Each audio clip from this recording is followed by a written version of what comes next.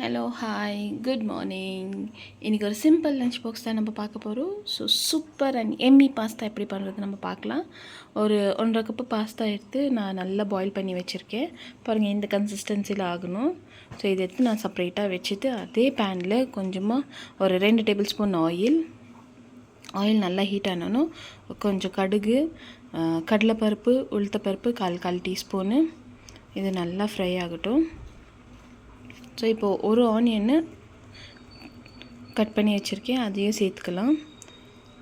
இதை நல்லா மிக்ஸ் பண்ணி விட்டுக்குன்னு கலர் சேஞ்ச் ஆகிற மட்டும் ஃப்ரை பண்ணிக்கலாம். இப்போது 2 பச்சை மிளகாய் ஸ்லிட் பண்ணி சேர்த்துருக்கேன், இதுவும் நல்லா மிக்ஸ் பண்ணி விட்டுக்கலாம். ஸோ இந்த ஆனியன்னு கொஞ்சம் கலர் ட்ரான்ஸ்ஃபர் ஆகணும். ஸோ இப்போது ஒரு 1/2 டீஸ்பூன் இஞ்சி பூண்டு பேஸ்ட்டு. ஸோ இது என்னோடய ஸ்டைலு, நான் இப்படி தான் பாஸ்தா பண்ணுவேன் பசங்களுக்கு. ஸோ இப்போ கட் பண்ணி வச்சுருக்கேன் ஒரு டொமேட்டோ.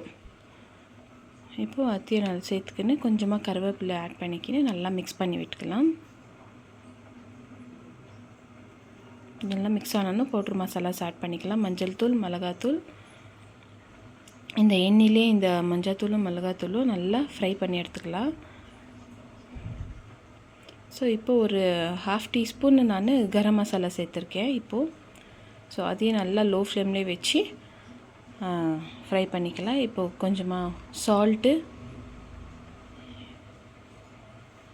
சேர்த்து நல்லா மிக்ஸ் பண்ணி விட்டு நம்ம பாயில் பண்ணி வச்சுருக்க பாஸ்தாவை இதில் ஆட் பண்ணி நம்ம நல்லா மிக்ஸ் பண்ணி விட்டுக்கலாம். ஸோ சூப்பரான எம்மி பாஸ்தா ரெடி ஆயிடுச்சு. ஸோ நீங்களும் வீட்டில் ட்ரை பண்ணி பாருங்கள். உங்களுக்கு பிடிச்சிருந்தா ஒரு லைக் கொடுங்க. இது கூடவே நான் ஆரிகாமி அப்புறம் சில்லி ஃப்ளேக்ஸ் கொஞ்சம் ஸ்னீஸ்னிங் சேர்த்துருக்கேன். ஸோ நல்லா மிக்ஸ் பண்ணிவிட்டு அவ்வளோதான், பாஸ்தா ரெடி. ஸோ இது லஞ்ச் பாக்ஸுக்கு பசங்களுக்கு டே 2ல் பாஸ்தா, நகேட்ஸ், ஸ்ப்ரிங் ரோல் அப்புறம் பச்சை பயிறு நல்லா பாயில் பண்ணி எடுத்திருக்கேன். ஸோ இந்த வீடியோ பிடிச்சிருந்தா ஒரு லைக் கொடுங்க. இன்னொரு சூப்பரான இன்ட்ரெஸ்டிங்கான வீடியோவில் சந்திக்கிறேன். Until then